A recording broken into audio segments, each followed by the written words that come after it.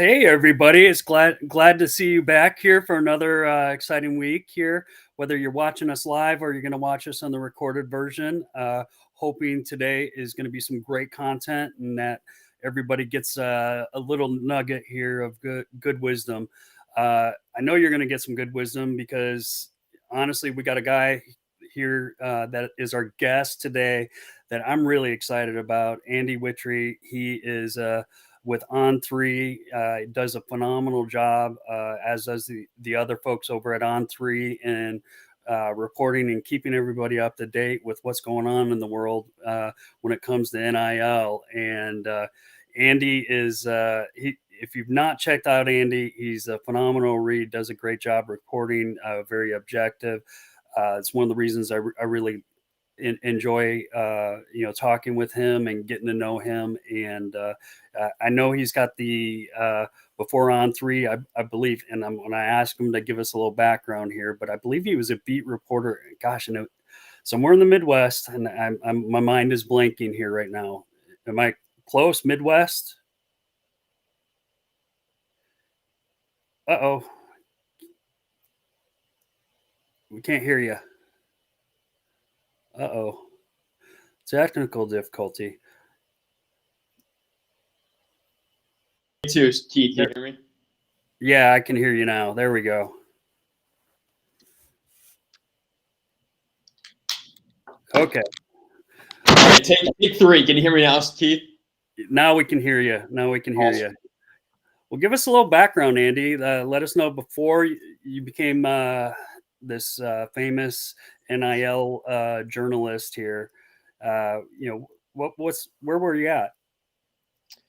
Before this, I was with Warner Brothers Discovery. It's a company whose name has changed several times. They're based in Atlanta. It's the company that owns the March Madness television rights. So I was there for two different stints, most recently for about 2.5 years or so, covering sports for NCAA.com.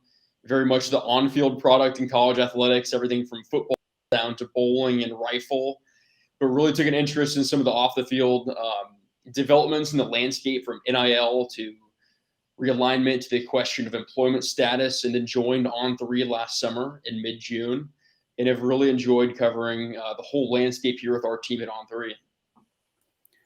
Well, you've done a great job since you've entered the landscape.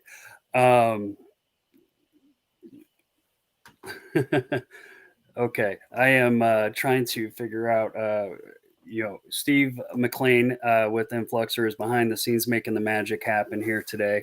He does a phenomenal job. So I'm glad we got the mic thing figured out here. But want to really kind of spend today, and because I'm constantly getting the questions. I know you're probably getting a lot of the questions, and I know a lot of other people in the NIL space are constantly getting the questions about what is a student athlete's market value, and really just wanted to have an open conversation, talk a little bit about what does market value mean, just regionally, locally, nationally. I think there's differences, and in my mind, I've always I learned that at a young age getting into the career that, gosh, there's an old analogy that about like how much a diamond is worth, from one place to the next, and it's worth different amounts in different areas. And I really kind of think of NIL the same way. There's going to be a different value that's placed on where you are, and how your personality translates to that area. So me being a big fisherman, I live in Corpus Christi. My value in the Corpus Christi community hopefully is halfway decent if I was ever to be in the NIL game for myself, but no, not doing that. I'll be the behind the scenes guy. But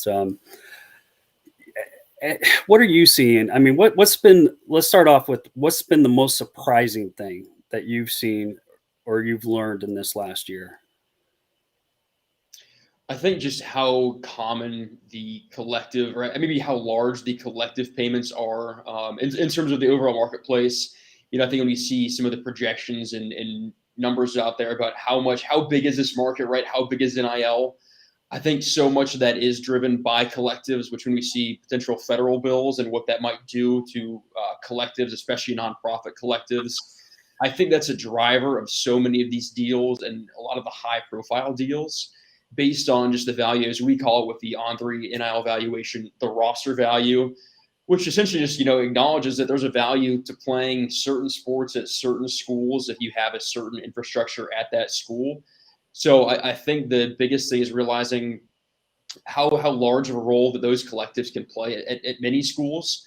We've seen still week by week, we see new collectives that are launching. I just saw James Madison in the last 4 or 5 days. You see new ones that are still at the maybe mid-major or low major level. I saw talk recently of the D2 or D3 level. Are there collectives that might make sense there? I'm skeptical of that level, but I think overall, is it, when we talk about, you hear people say, true NIL or real NIL. When you remove, the collectives, I don't know how big, it's hard to put a number on, right? What is that, the true brand driven? There are those out there, but I think a lot of it is still based on donors, alumni, fans that want to, they want to pay for access to a podcast. They want to pay for attendance at a meet and greet. They want to hopefully make their football or other programs stronger and more attractive, right, to high school recruits and potential transfer portal recruits. So I think just acknowledging just the pervasiveness of collectives, that's really what is kind of cemented in the last year for me.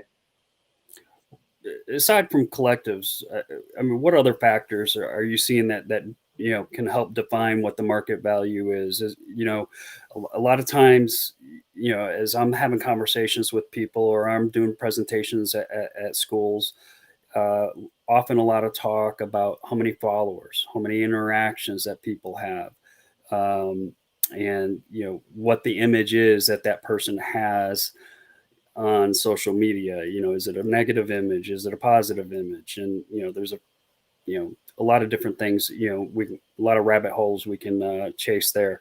But what other factors seem to be really truly defining, and which ones do you hear talk about, but you don't see as defining as some folks might think they are? Yeah, obviously, as you mentioned, social media, that's probably the place to start, right? Just given that both, I think the activations that take place there, we've seen numerous surveys and data sets that would suggest that most campaigns and most activations take place on social media. So like there is like the literal value. And then also I think it's kind of maybe the placeholder, right? Of just how popular is an athlete. You can often find, well, the bigger the following, maybe the more households are known in, the more common their name is across the country. But as you mentioned, I think there's also maybe a level of authenticity, right? How genuine is this content? I did a recent story about a McDonald's campaign, and some of the athletes said that basically, like, they eat McDonald's. This is natural. They think that their audience could tell if they didn't eat McDonald's, if they were just chasing a paycheck. They said in their responses that, what, we think that people could tell if this was just a money grab, right? So I do think there's a level of authenticity of knowing who you are, which, that's a challenge, right? Especially if you're 18 to 22. Understandably, you're still figuring yourself out. But for those athletes that, they maybe know who they are, what their hobbies are, do they have an interest or a charitable cause they're really passionate about? Those that do might stand to benefit because it's authentic. They can maybe explain it in an elevator pitch, right? In 30 seconds or in a minute. This is who I am. This Right. is why I care about what I care about. I do think there's a level of it's almost kind of like that micro influencer element, right? Where maybe you're following small, but for those who care about you, they care a lot.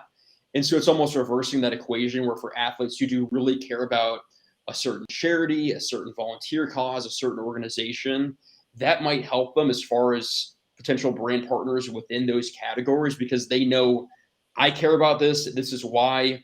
Look at my resume, right, of what I've done in the past within this realm. I do think there's value there for those who know who they are.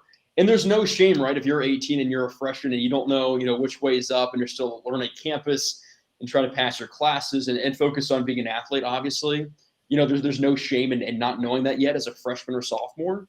But for those that do, I do think there's value to brand partners who can point to, what, we know that, whoever this athlete is, they know who they are, and we like that a lot.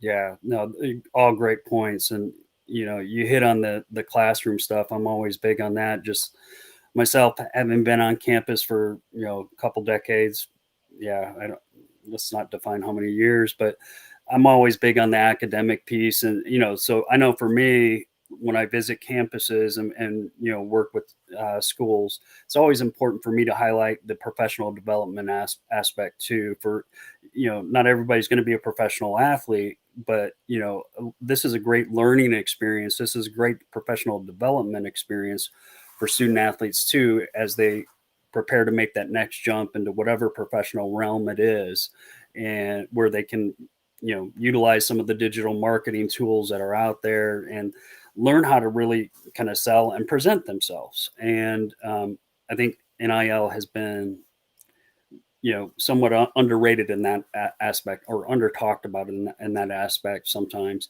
And I know in talking with folks that hopefully will employ a lot of student athletes down through time, that's been their perception too. And so that part's really exciting. And so I love it when you mentioned the classroom part. I did not expect to go on that diatribe here today, but I did. All right, so if you're a student athlete, and what's your favorite sport, Andy?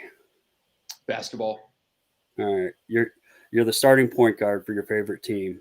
You're 18, coming into college right now. Let's say you're not super popular yet, because people haven't seen your skills yet, but you haven't hit that game-winning shot against your rival. But you want to break into NIL. You want to get started. What are some of the first kind of steps that you're going to do? Who do you talk to? What are you thinking you might do? To almost rephrase your question, Keith, I think you should write down, what are your goals, right? What do you want to know before you set out to find out what you should know?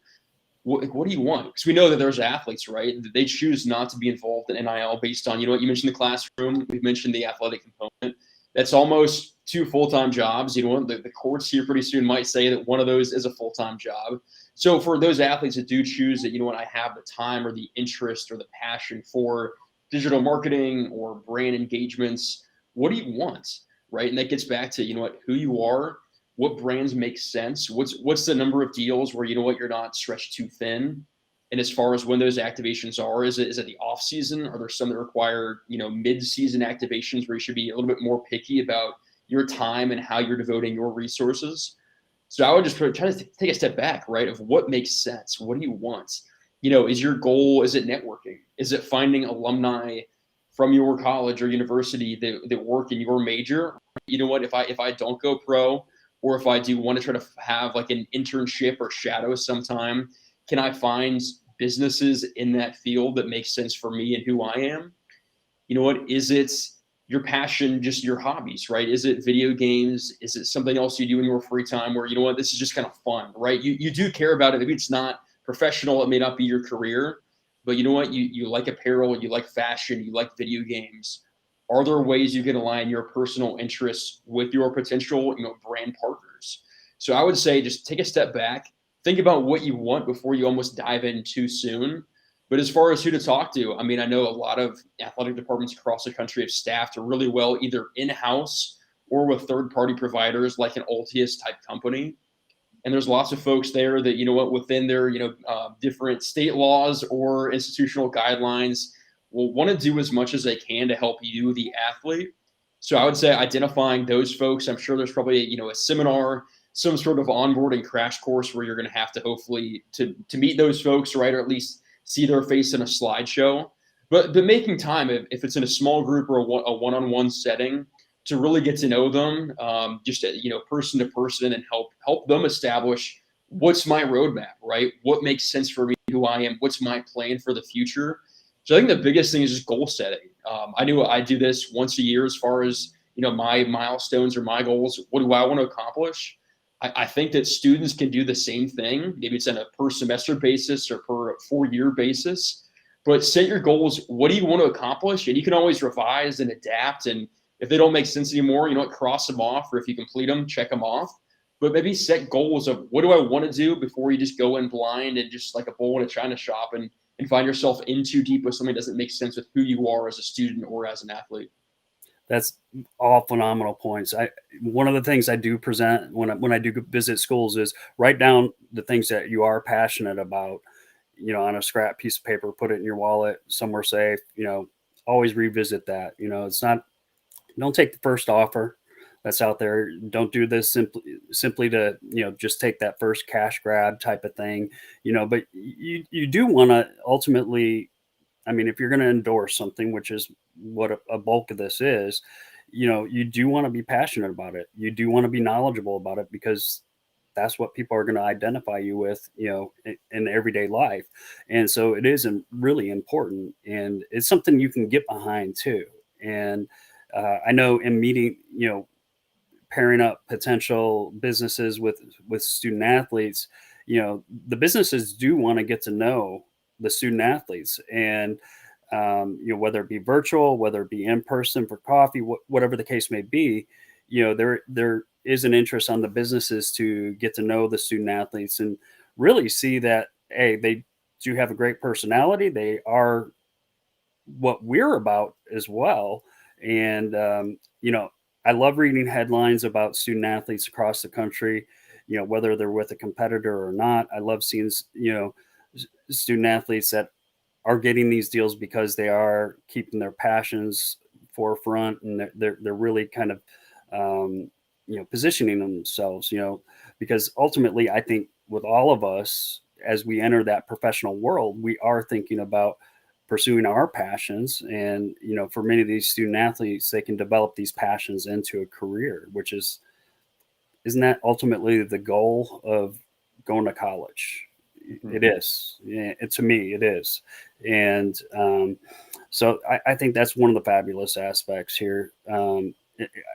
You're 100% right though. I mean, follow your passions, because I think inherently, people's market value skyrockets when people see they're energetic, enthusiastic, and passionate about something. I, I think that only helps their market value. Um, but what are you seeing in terms of? I had so many great questions for you, because I know you're around the country. You're seeing and you're hearing a lot of different things. Am I in this space, but you're hearing some great things. Just regional versus local stuff, or regional local stuff versus national stuff. Where do you see the trend going to set different market rates for student athletes, and what should they pay attention to, in terms of, if somebody has a national value, then what should they be setting that as kind of a local value, or is there sense in having a different set of values in terms of, um, how student athletes allow their NIL to be used? Yeah, I think so, Keith. I don't think you should have a one size fits all approach. I think that it should vary, right? Based on what is that brand? Is it local? Is it regional? Is it national? And also, what is the relationship? Is this a one off? Is this just a conference for an hour? Or is this a year long relationship where, you know what, there's going to be 5 or 6 in person appearances, a couple podcasts, some autographs? And what is the scope, right? Because those things are worth different amounts. And to some degree, it's, to each their own, right? So hopefully the athlete has people that they trust. If they do have, if it's someone at the school who within the state laws and institutional guidelines are allowed to kind of maybe help, provide perspective, right, on what makes sense, what's an unfair deal versus not.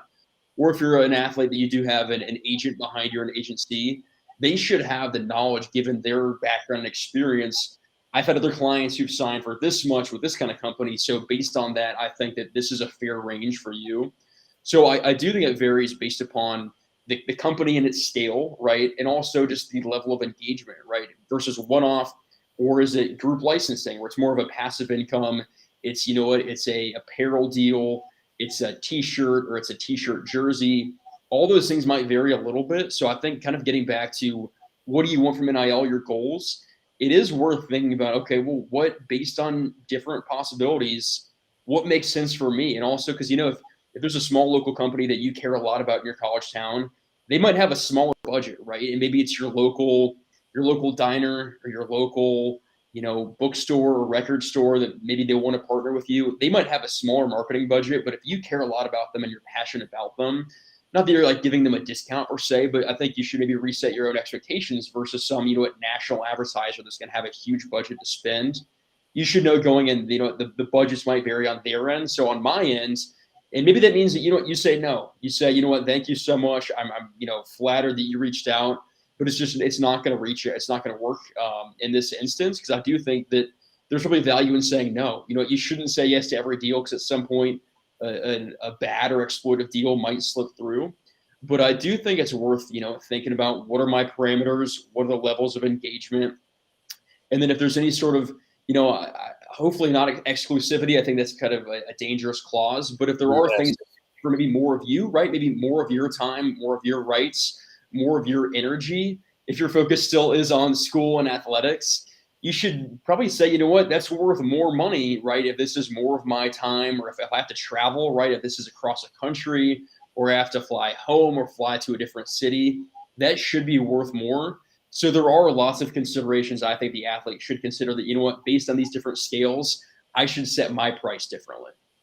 I think you nailed several good things. I'm gonna hone in on that exclusivity, because I think that is something that not a lot of student athletes always pay attention to.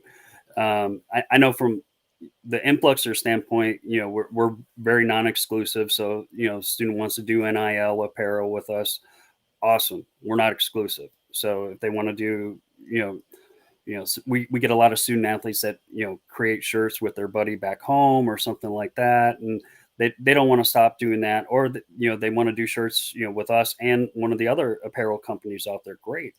Um, you know, we kind of go into it, with that mindset of not being exclusive. We don't want to limit the earning potential of student athletes, and we want to give them every opportunity out there.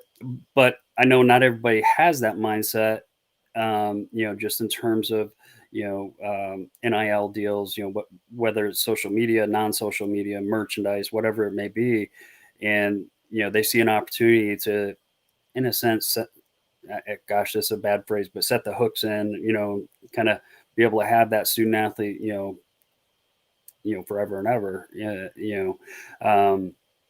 I'm working with a student athlete right now, and we're working on a commercial, and for a local mom and pop type of business.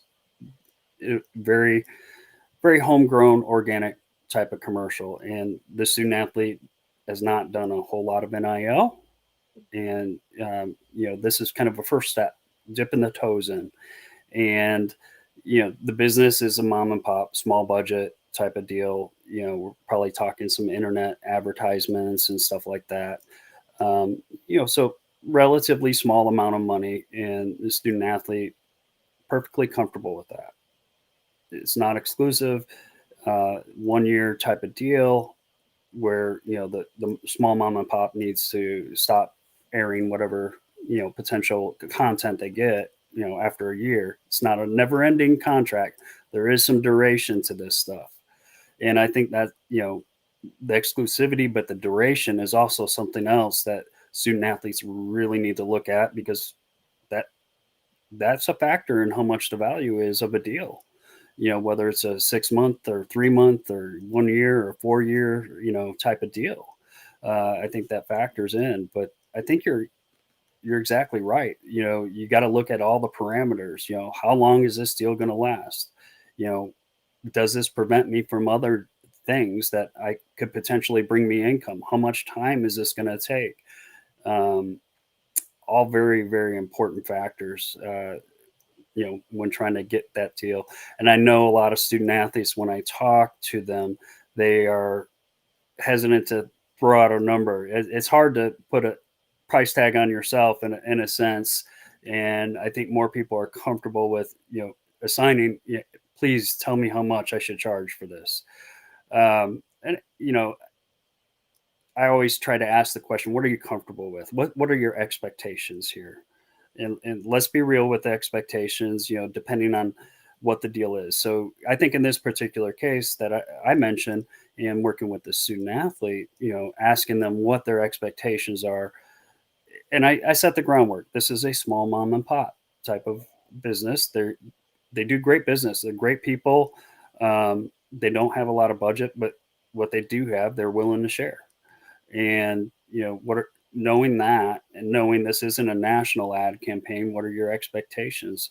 And having a good talk about those expectations at the forefront, and making sure, from my end, making sure that that amount doesn't change or those expectations don't change is is on me, to make sure that happens.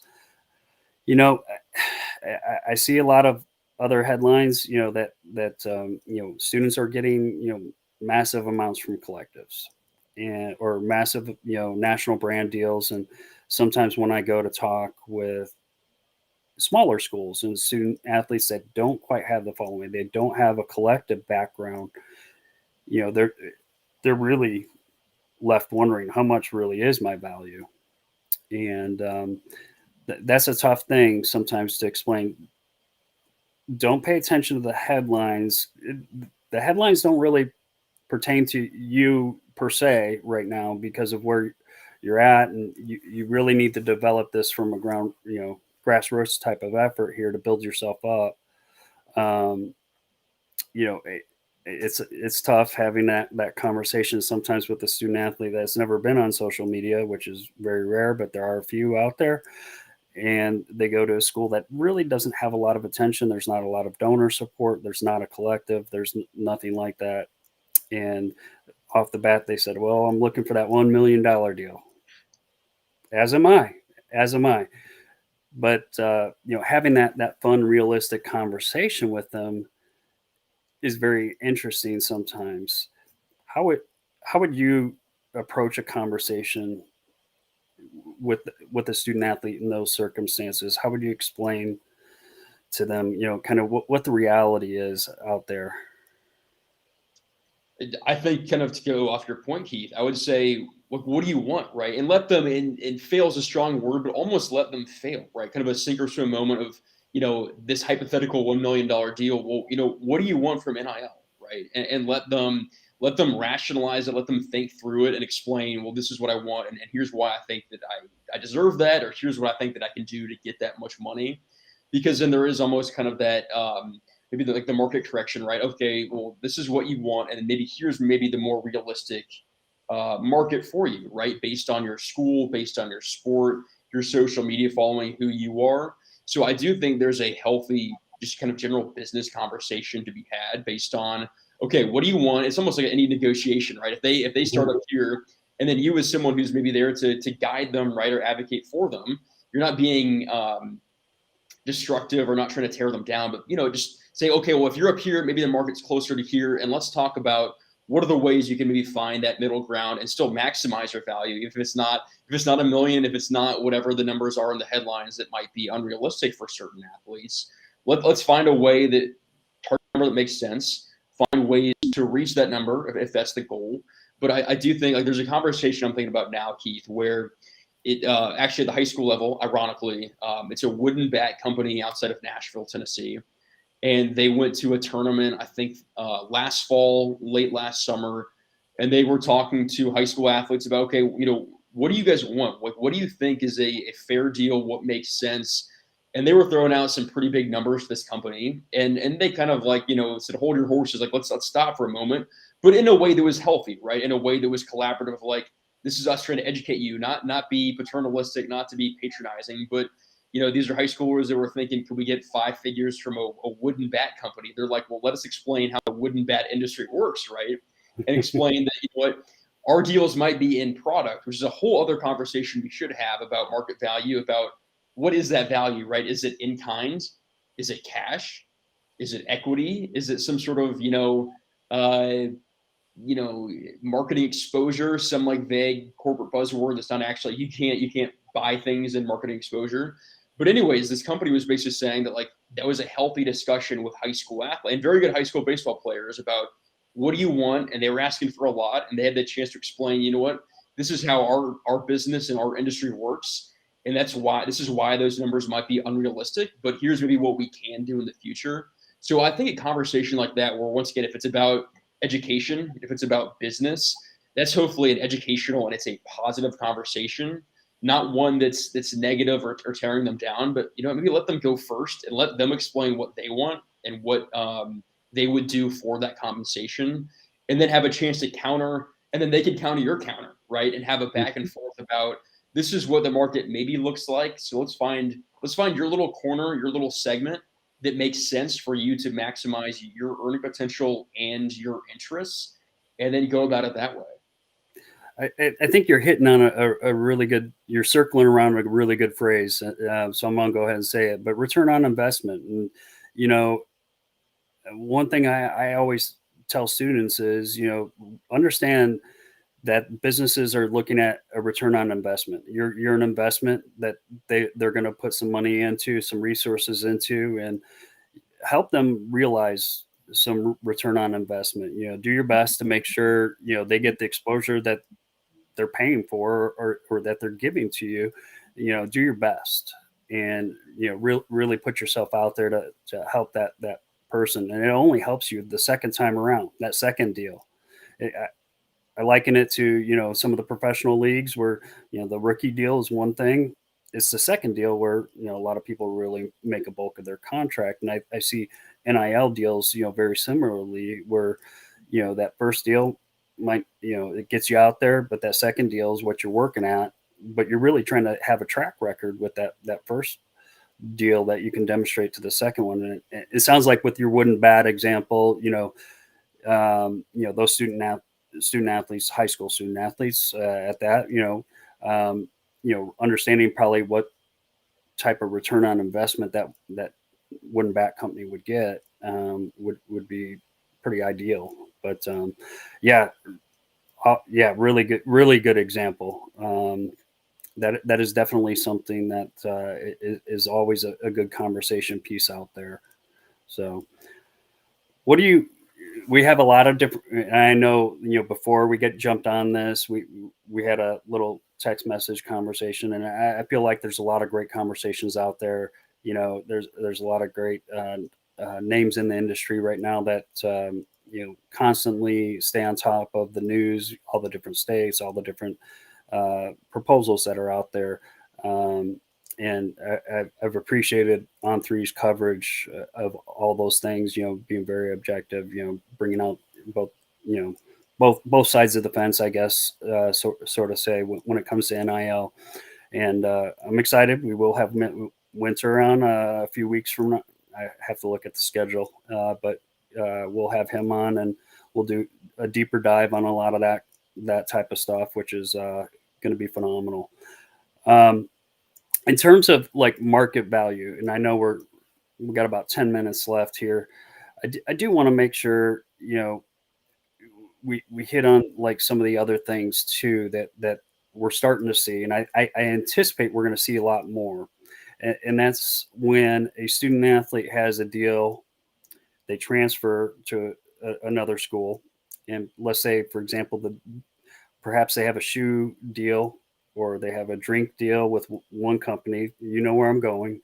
You know exactly where I got to say it because since this is being recorded, but they transfer to a school that has a deal with the competitor. And I think we're going to see this more and more, is what I anticipate. Do you feel the same way? We're going to see this more and more. And what kind of adjustments do you feel like,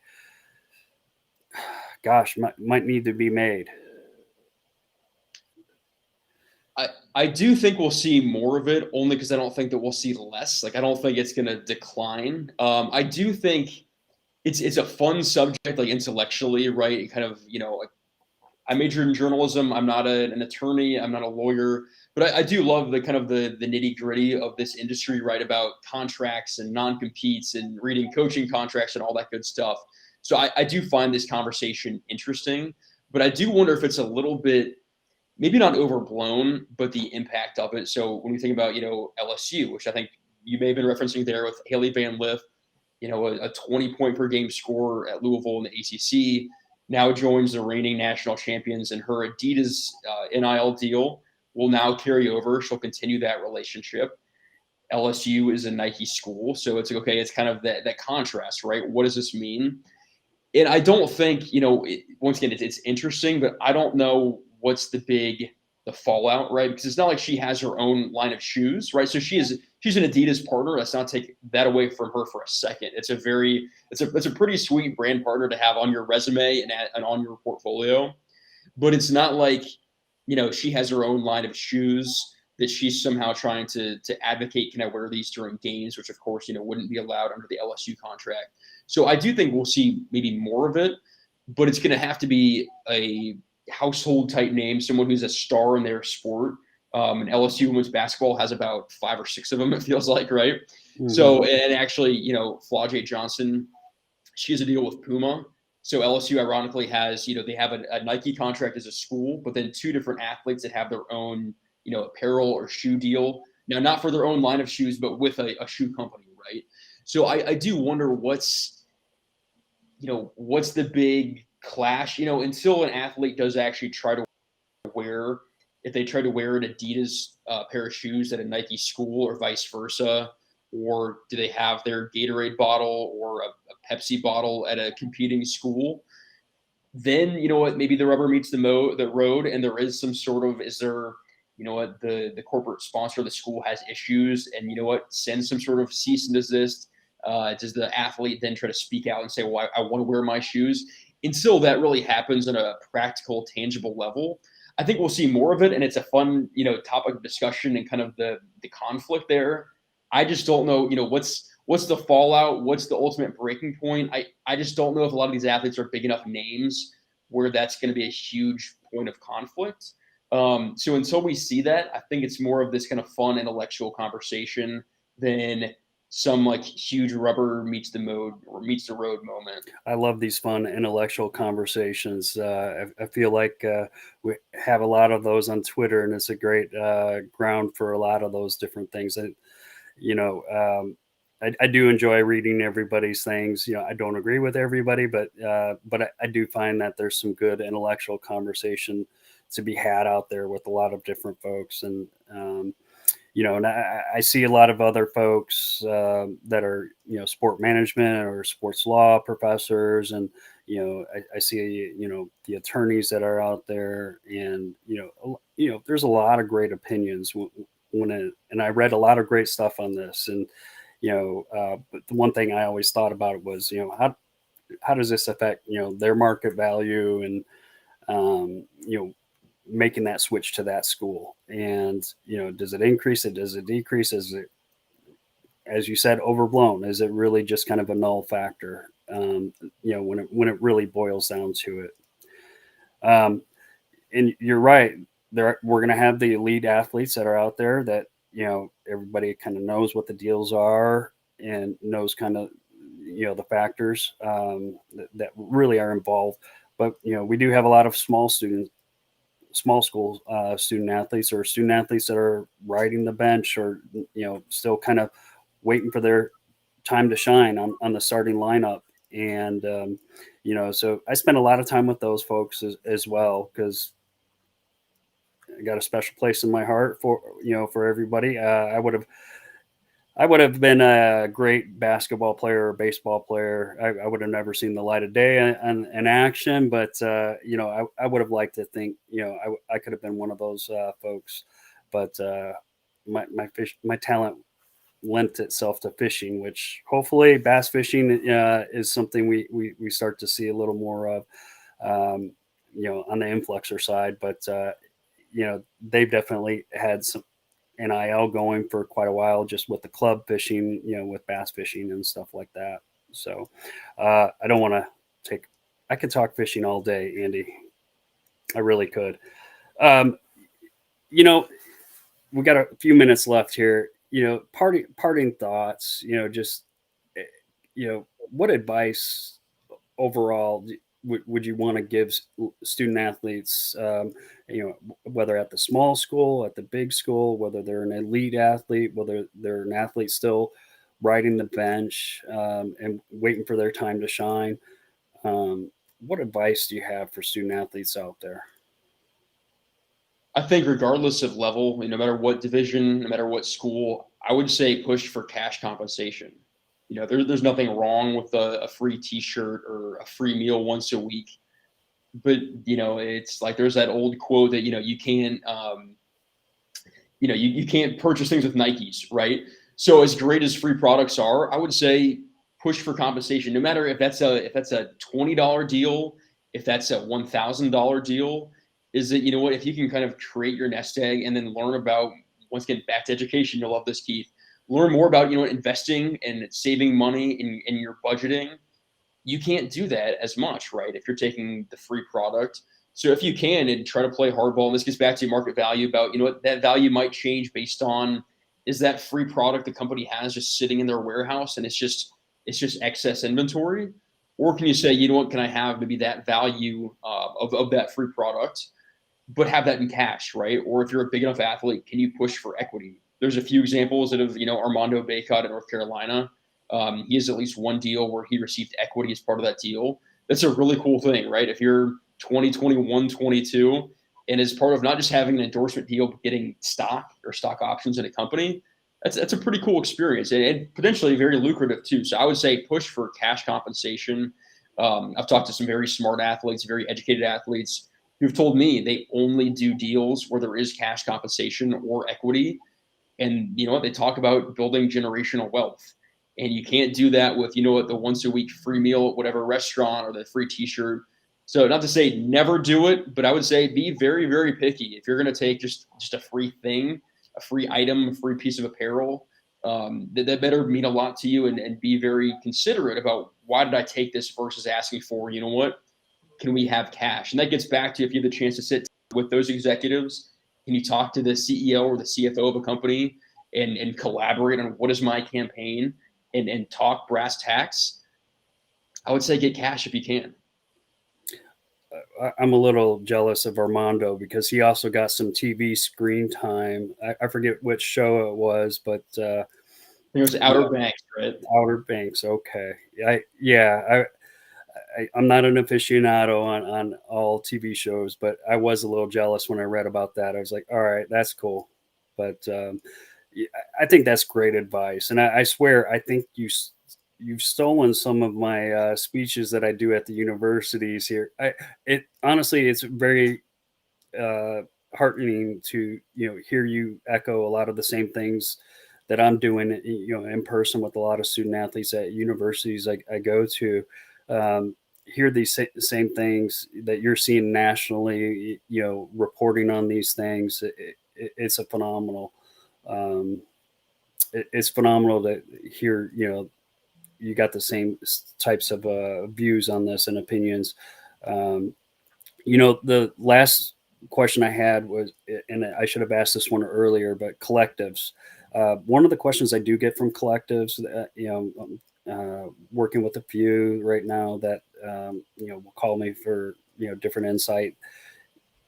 In terms of how much they should allot to a student athlete, and really, my pieces of advice to them are, well, how much do you have, and what kind of return do you want to see here, and is this a one time thing, or is this going to be a revolving thing where it's year to year?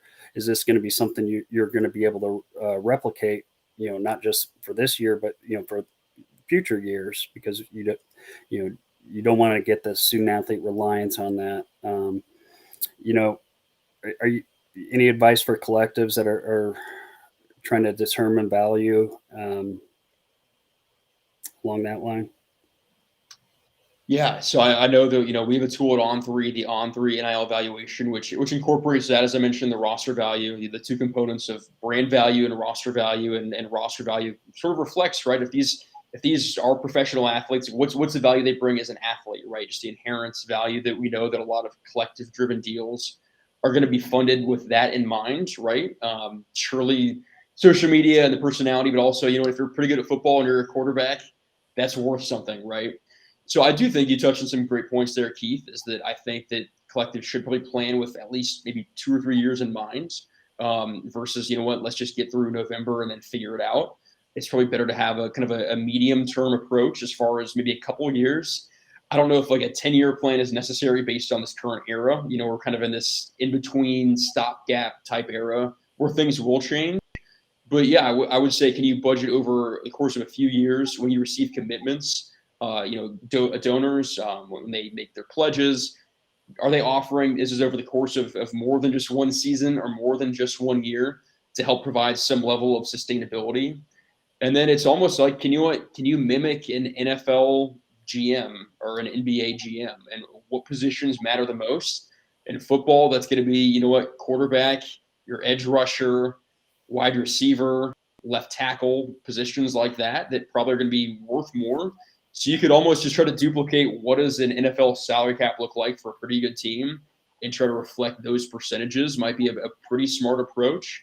And once again, making sure that, are we not spending above our means? There's been at least one, very high profile saga where a collective reportedly did that with money it didn't have or money it couldn't find.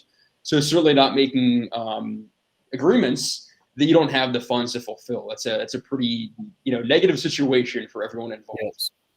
Yes. See, that was a softball type of question. I wanted to give you a chance to plug the On3 evaluation there. So I really appreciate the time, Andy. You've been amazing. Give us some great insight, and I'm hoping that a lot of student athletes will view this and they'll take away some great nuggets. I think you really hit on some great points that you've seen nationally that'll certainly be great tidbits.